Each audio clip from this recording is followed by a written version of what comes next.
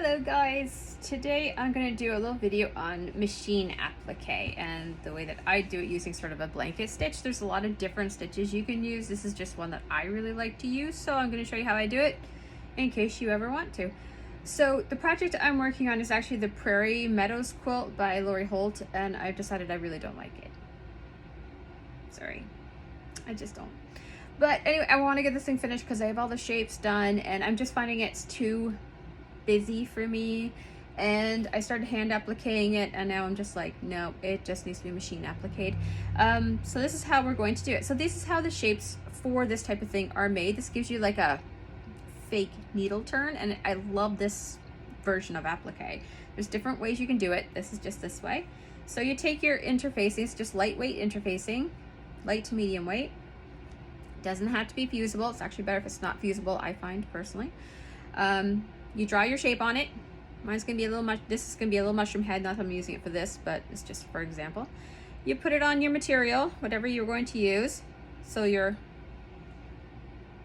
right side will be sewn into this here, and you will sew a straight edge all the way around those lines, okay? Then when you're done that, you can trim your little sides off and make a little hole only in the interfacing. Only in the interfacing. And then you flip it out and you get that. So, interfacing on the back. The hole is somewhere in there. And isn't that cute? So there we go. Okay, so that's our mushroom. Oh, there's the hole. Oh, I did a good job on that one.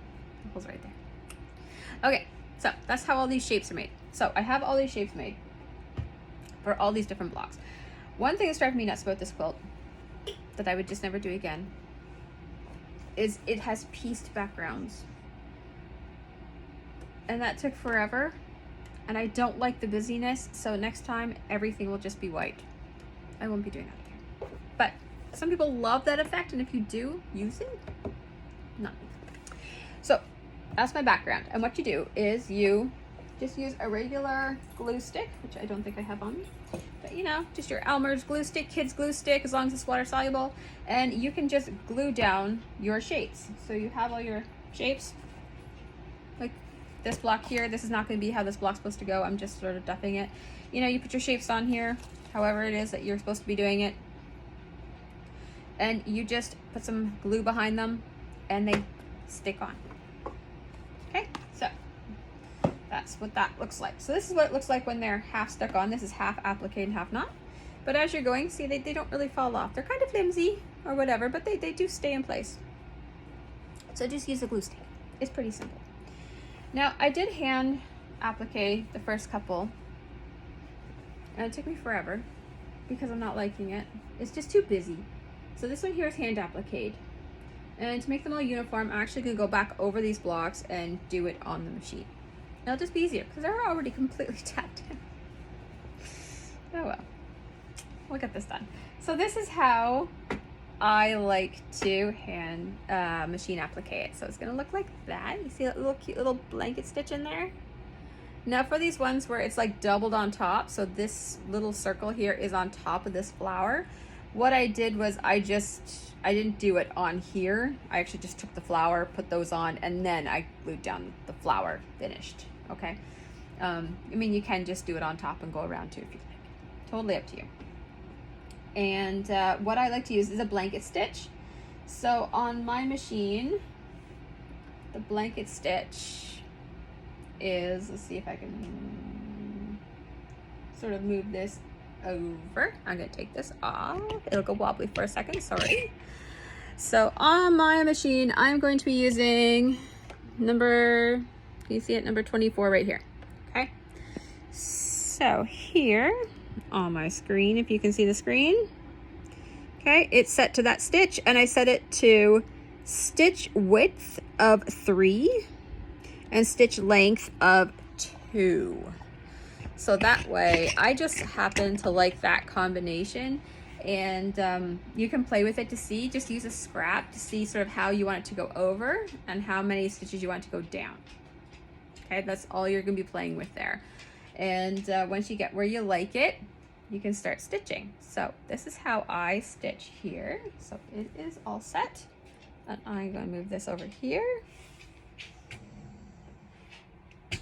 you heard that little groan, that's my dog Ella.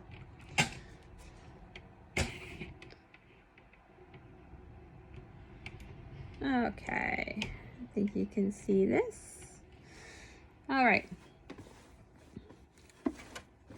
So you position your needle right beside your shape. Okay, it's gonna be right beside it. So get it as close as you can. Sometimes I just like to drop the needle down quite a bit. That way you can sort of see.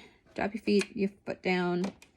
There you go. Now you're in position to stitch. So what this one here is going to do is going to stitch like 2 straight stitches, and it's going to pop over. So 1, 2 over, 1, 2 over, 1, 2 over. And that's going to catch just the side here, okay? You don't have to worry about ends fraying or anything because this is already turned over. And you just have to guide it underneath. And just pay attention to when it does the little over bit, because if you have to move or change direction, you want to be able to do it on a straight stitch, not on when it's going over.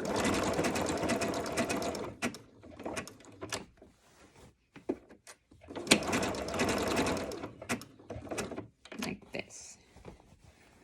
And I will do this leaf.